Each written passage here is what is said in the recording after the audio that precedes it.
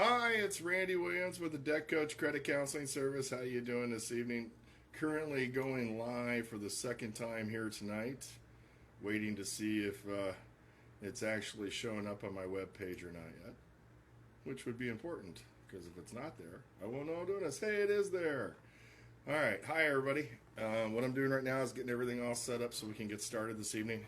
We're going to have a fun show about the FICO scoring system, or as my friend Tori in Michigan would say, that sounds pretty boring. Well, it is. In a way, FICO is boring, but it's something very important to understand, because if we don't understand it, we won't know how to maximize our future, take care of our finances, and make the most of everything there is. Now, what I'm doing here on the comments section, I'm going to put and attach here a file. Now, what that is this. What that is the entire FICO scoring system. So you have all the information that I have, no different than me. So together, we will tackle this together. And so I recommend that you go ahead and download this, save it as a PDF file, and print out a few copies. If you have kids, sneak it into their math books when school starts. It's kind of fun. It makes a teacher interested. But it's the FICO scoring system. It's how we're going to be doing our future, and it's how we control our future. Now, I'm going to go ahead and get started here that it's 7 o'clock. If you do see my eyes go up like this, I got new glasses, and I'm not sure if they got the bifocal lines right.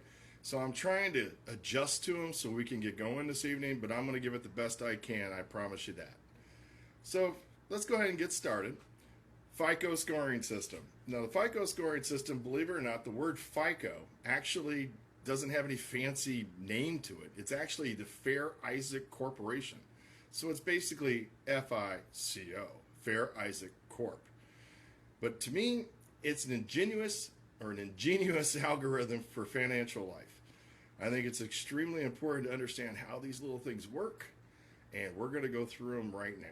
Now, there's 5 very, very important parts of your FICO score, and they all play in the algorithm. They all have their peaks, they all do their goods, and they all have to be taken care of, so making sure you pay attention to this. Now, a lot of people understand the first one. 35% of your credit score is pay history. The next one, a lot of people don't understand, and that's 30% of amount owed. And then comes 10% of new credit, and then 15% of length of credit history. And of course, credit mix, which is 10% of your credit score. And a lot of people just don't really quite understand what all that means. But these percentages are based upon the importance of the 5 categories for your general population. So there's really no particular group. Like, for example, people who have not been using their credit very long will probably only show relative in a couple of these areas, where somebody who's had credit a long time might be able to maximize all these numbers and be able to get their best score. That's why a lot of people young, you won't see people young with an 800 credit score. It's just because they haven't had credit long enough to really get them there. And we're going to go over all that stuff, but we're going to get started here with what is the most important part of our credit rating, and that's going to be our payment history. Now, our payment history, obviously making your bills on time is very important, but when you miss a payment, that's going to really affect your credit score. That's going to drop a credit score down considerably. Now, you can be looking at 130-day could drop your credit score as far as 50 points. Now, what is a 30-day? A 30-day is a count that you actually go 30 days delinquent on. Now, how do you go delinquent? Well, there's a due date. That due date is the date they basically cycle, and they send you a new statement. It's the best way to really remember it. If you get it online, you get the online notice. But basically, when you're getting a new statement, that was a cycle date, and that was the due date. And that is, if you go 30 days past that date to the 31st day, then you're automatically 30 days delinquent. It puts a 30-day late on your credit report. Your credit score suffers a little bit, and it's real important to get that back up to date fast. But what people are looking for is trends at that point. Let's say you got behind on a few bills, and you're only 30 days delinquent total, and you're able to bring them back up to date, and then the very few months after, you show that you were paid as agreed. What this is doing is showing that you had a situation that you were able to take care of it. It got a little overhand because you went 30 days late, but you're in the process of reestablishing yourself, and then it's very important to not miss another payment. These pay histories are for 24 months of history, and that's what reports in your credit report. Some even report a lot longer than 24 months, but it gives a good reflection of how well you paid the client. In the last 24 months, it's very important to be up to date if you're looking for the best credit score. Now, also part of pay history and credit history has to do with some of the things you might have done with your credit. Let's say you had to file bankruptcy, or had a foreclosure or a lawsuit or wage attachment or a lien against you. Well, these items here are a lot different on your credit than just basic credit cards and installment loans. A bankruptcy will stay on your credit for 7.5 years. You might as well just round it up to 8. Get it in your head it's 8 years, because it's a lot easier, because no one ever remembers 7.5, so it's 8 years. It will stay on your credit report for 8 years. Sometimes up to 10. It depends on what type of bankruptcy you filed. If it's 13, there's a chance it might stay on 7 years after your final payment that you made to the bankruptcy court. And that could be 3 or 4 years down the road, so that can be a 10 to 11 year situation. Foreclosures, they're always going to stay on your credit report for 7 years. Very important to understand that. So getting the foreclosure solved is very important also. So once the home is foreclosed, eventually it needs to be sold. And once it's sold, you need to get the deficiency balance taken care of so the credit report shows that it's been handled right and it stops hurting your credit. But as long as there's a balance on it, it's 7 years. And that goes for lawsuits, that goes for wage attachment, it goes for any kind of lien or public lien or an IRS lien that's on your credit report. As long as there's an outstanding balance on that, it's affecting your credit. If it's just for an example, we have the 24-month history we were talking about earlier, and we had a lien against us from the IRS, and we went ahead and paid the lien off in full. So after that, the credit report shows a lien from the IRS, and it shows a zero balance. And that is where your score will start to rise after the 24-month history. Because unfortunately, anytime you get one of these marks on your credit report in the first 24 months, you're going to pay the price. And let's go back and talk about delinquency a little bit more, because this will hurt you too. There's 60 days, there's 90 days, there's 120 days, and there's 150 days. Now you're 5 months delinquent, and that's reporting to your credit report. And chances are your other credit lines who are not experiencing this situation are recognizing it and shutting themselves down. If you go 6 months delinquent, hit the ultimate 184-day mark, that's when the banks charge it off as a bad debt and they turn it over to collection agencies. Now you got a whole different situation here, because you got a debt you didn't pay for. You got a collection agency that's starting the pursuit of collection, and they got 7 years for the statute of limitation to collect that debt.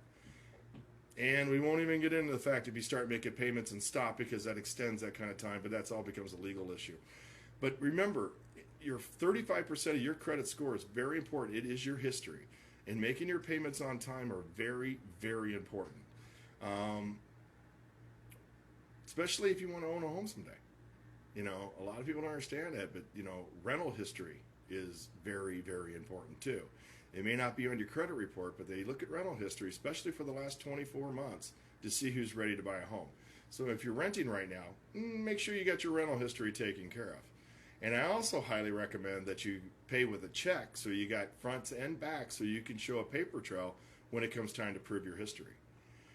Now what we're going to do is we're going to move on to my favorite part of the subject. We're going to move on to credit weight, utilization. They got all kinds of fancy names for this. But the bottom line of this is 30% of your credit score is based on what kind of credit you really have and how much you really have of it. And this is kind of neat, because credit utilization also goes with length of credit and all this stuff. And we'll tie that in here in a little bit. But this one's very important. This one's about what you owe. Now, what credit utilization is it takes the balances or the credit lines, the starting balance of an installment loan, or the credit lines of a credit card. That includes a car payment, by the way. It's also part of your utilization. So it takes into account anything you can do with a starting number. So let's say I have an $8,000 car note. Well, $8,000 is what I owe, and my credit line's $8,000. So that's like 100% utilization. But we're going to separate this for a second. This is installment loans. Installment loans for the first 2 years, as you pay, gets better and better on your credit. What they're trying to do is show history. What they're trying to show is dedication. So even though you're 100% utilization with them, you're not really taking the effect once you keep making payments and the further you get to the 2-year mark.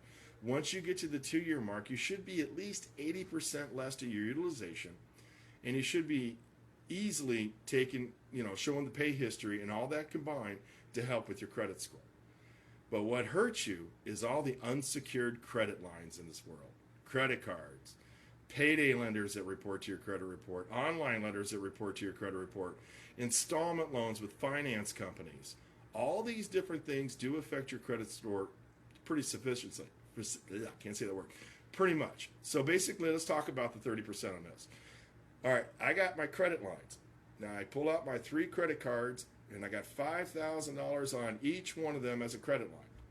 So that's $15,000 total credit available. I owe $10,000 spread across these 3 cards. Well, if you add the $10,000 into $15,000, then you're sitting there running yourself right around 66.6% utilization, and anything above 30% is hindering your credit score. So you got to keep in mind, the 30% is the rule.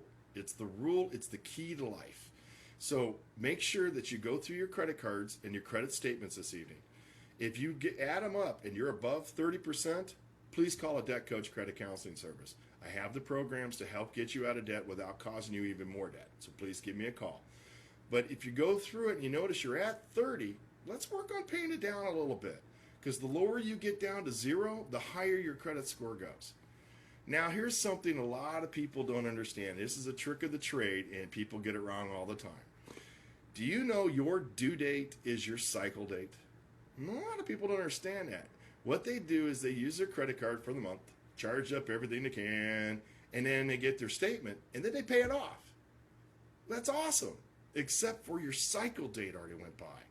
Every time your account cycles, it reports to the credit report. So what did it report? It reported the balance you had that day you carried it, and you were charged interest on it. Stop doing this. Look at your statements. Learn your due dates. If your due date's the 10th, you want to pay the account in full by the 5th. Give yourself 5 days leeway before it comes.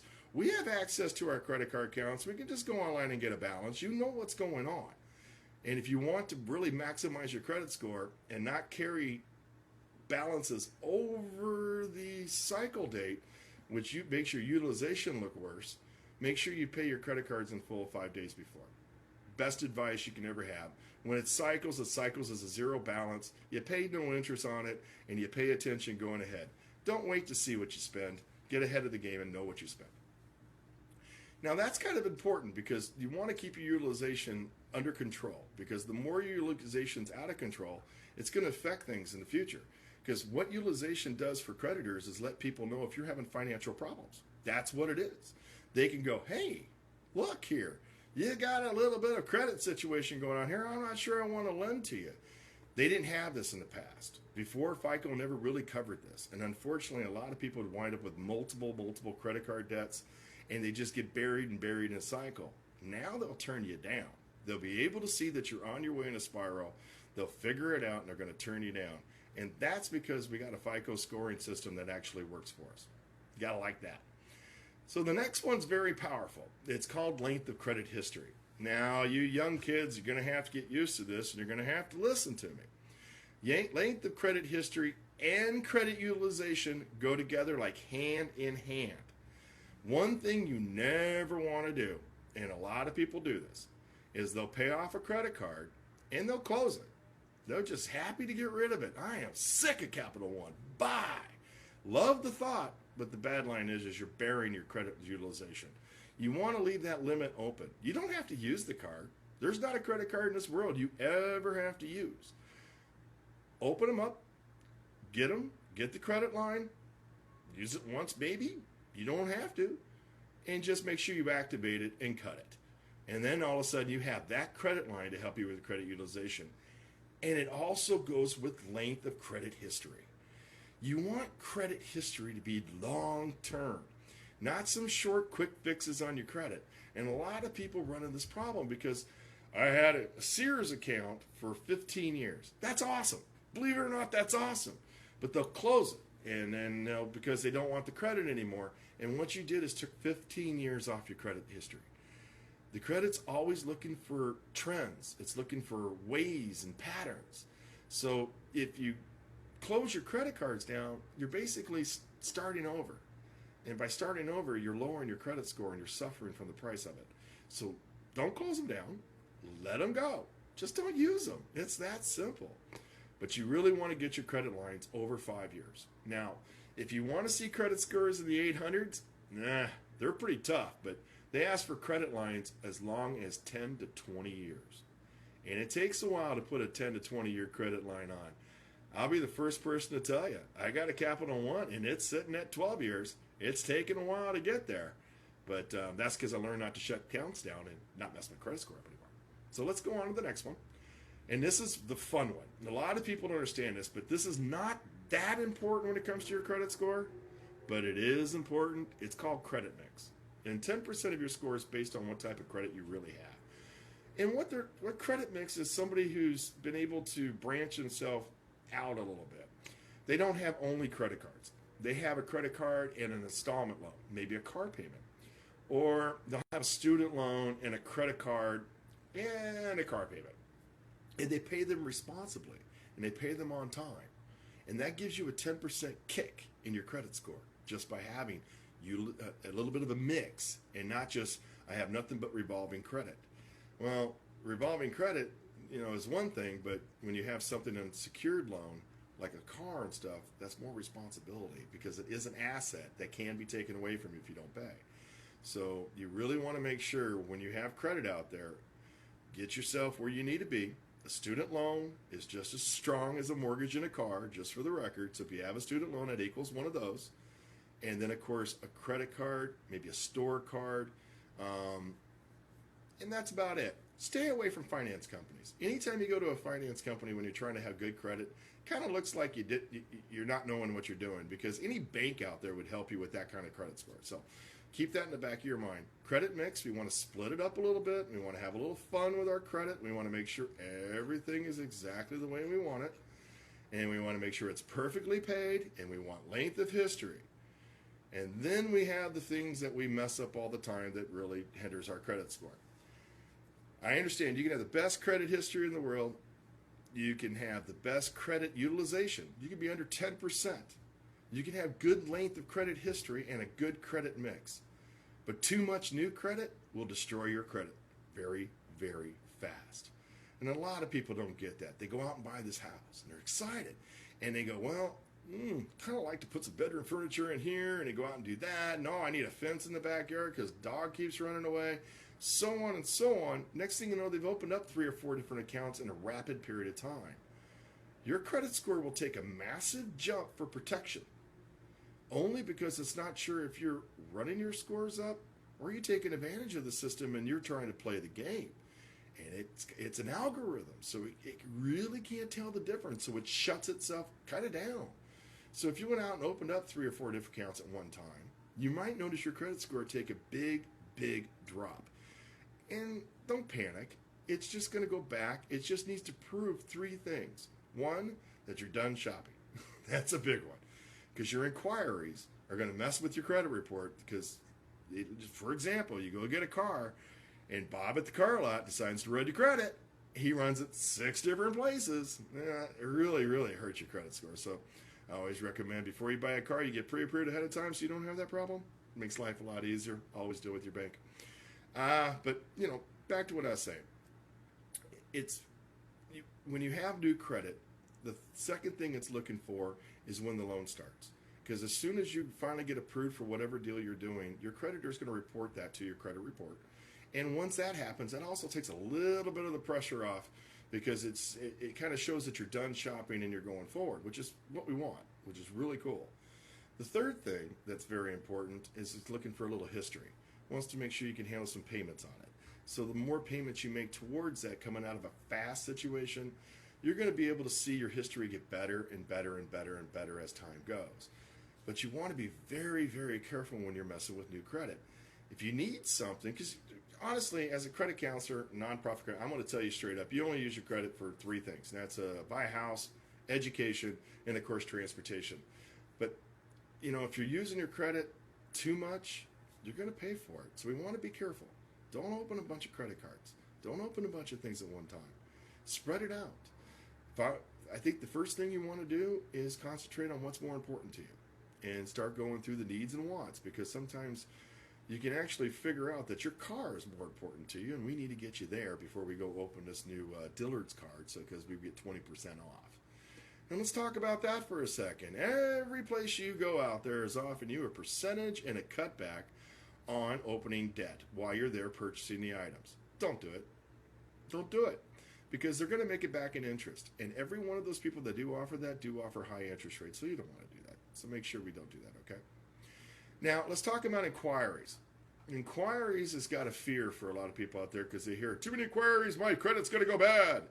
Well, yeah, it is. Too many inquiries makes them think that you're out there shopping left and right and trying to spend up a whole bunch of stuff. So it does affect your credit report.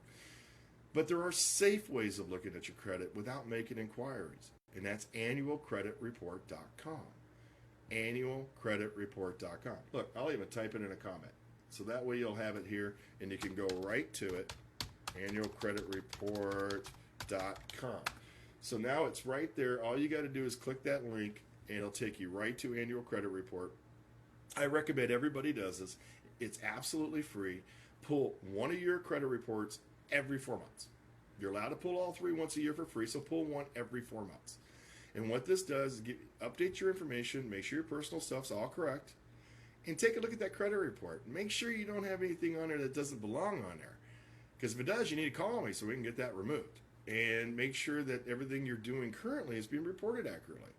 Because it's very important. Because your credit score is your life. And this is how our financial life's going to be. We're ingenious algorithm for financial life, so we've got to learn it. And the best way to monitor that is to double check your credit score 3 times a year. Also, Credit Karma is an outstanding place. I use it. It gives me an idea and always makes me excited when I see my score. But the information on Credit Karma is not as accurate as it should be. Your credit scores are dead accurate, but your Credit Karma is as close as it can. So don't get me wrong. It's great service, but you want to make sure you're on top of your credit at all times. Another thing that's very important that makes all the FICO scoring system work is a budget. If you're not on a budget, on a monthly budget, it doesn't matter because you'll eventually make the missed payment. It'll happen. You'll think too much and you won't save enough, overthink it for something else. And you'll never have that money you need for that emergency when it comes. Because trust me, we're all just one broken refrigerator away from having to go in debt. Excuse me, I'm sorry. So it's very important to make sure we utilize the entire FICO scoring system with our budget to make sure we're maximizing things that we need to do. Now I'm going to just go over a couple quick tips here, and then I'm going to open it up for questions. You can start typing your questions if you have any right now. Go over some reminders. Debt weight, credit utilization, very important to stay under 30%. Very important. The higher you get, the worse it gets and the lower your credit score goes. Don't shut credit cards down. Once credit cards are paid in full, leave them open. Just cut the card up and don't use them. Make sure you understand that you're going to take a little bit of hit on installment loans in the first 24 months while you're trying to prove a history while you're going forward. So if you see a little bit of hit on your credit score because you went out and got a car, don't panic. It will come back to you and it'll be back where you need it to be in no time. And also probably the most important thing is paying your bills on time. And as I said earlier, if you want to maximize the debt weight situation, pay your credit cards and your revolving debt 5 days before due date. And that way when it cycles as a zero balance and it makes life so much easier for you, that's what all this is about. Financial education to help you. And that's why I'm here. I'm Randy Williams with the Debt Coach Credit Counseling Service. I do this for a living. I answer questions and I solve financial problems. And I have currently over 1,000 clients right now that rely on me every month to make sure this whole thing works. And I love every bit of it. So if you have a question for me about FICO, go ahead and answer it. If not, I'm going to go ahead and call it a night on the show. But I am going to say, make sure you check your credit reports. Make sure you go to Credit Karma and check your score. But if you have any questions or concerns, you can always reach me. And I'm typing in my email right now. at randy@adeptcoach.org or call me at 888-767-9155. I'm saying it and talking and typing at the same time, because I'm here to answer any questions you may have and to help people solve their financial problems. So real quick here, got any questions? We've got a few viewers out there. Give it a couple seconds to see if one comes across. If not, you can ask me any question you want on my email. Wow, I spelled coach wrong. Just saw that. You can tell I'm all over being super professional with this already. This is my second live broadcast. You can tell I'm all over it. Do you have to pay a fee to get your FICO score? Oh, that's a good question. Unfortunately, some of these companies out there make you do that. I never understood why. But yeah, you have to pay a fee. Even on annual credit report, they charge you $6 to know what your credit score is. So don't worry about your credit score when it comes to looking at credit reports. Don't worry about that. Always go to Credit Karma for your credit score. It's close enough. So you don't have to pay any extra fees or any money to do that. Just go straight to Credit Karma. It'll let you know exactly what it is. And it, like I said, it's close enough. It is a little off, but it's definitely within 5 points or so. So I'd highly recommend that you go that route. Don't worry about your buying credit scores. It's the last thing on earth you need. You don't want to do that because it's your score, and you can get it in more ways than one. A lot of new credit card companies, I don't know if you have a Discover or Capital One or a Chase or Citi, they're actually offering your credit scores with your statements now, just to kind of give you an idea of what's going on. If your credit score, that's probably a good question. Let's talk about credit score range. That's a good one. A lot of people think they got to be in the 800s, and let's just stop that. Just stop it. I mean, I've been studying the highest credit score possible. I had a few smart people get together and a couple of attorneys, and the highest they've even heard of was 829, and it was an old guy. So don't worry about highest credit scores. Worry about what matters. From 720 to 780 is good credit. That's great. That's good / great credit. 750 up is great credit. Now, from 680 to 720 is okay credit. It's fair credit. It's good credit. It's credit enough that will get you a home. It's credit enough that will get you a car. But it is credit that needs a little bit of assistance. Maybe you're carrying a little too high of a balance on some credit cards. You don't know. Maybe some of your debt's too new. Look at the equation.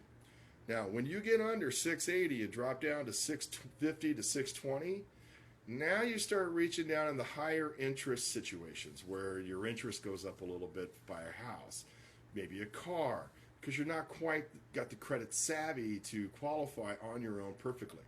And the best way to do this is to take a look at your credit cards, look at your balances, make sure your utilization's fine, make sure you don't have a bunch of inquiries, make sure there's no late payments, and if there is, make sure you get 24 months under your belt so we can start re-looking at the score. So these are things that take in account when you're going for credit. Now, if you're under 620, you need to call me, period. Number is 888-767-9155.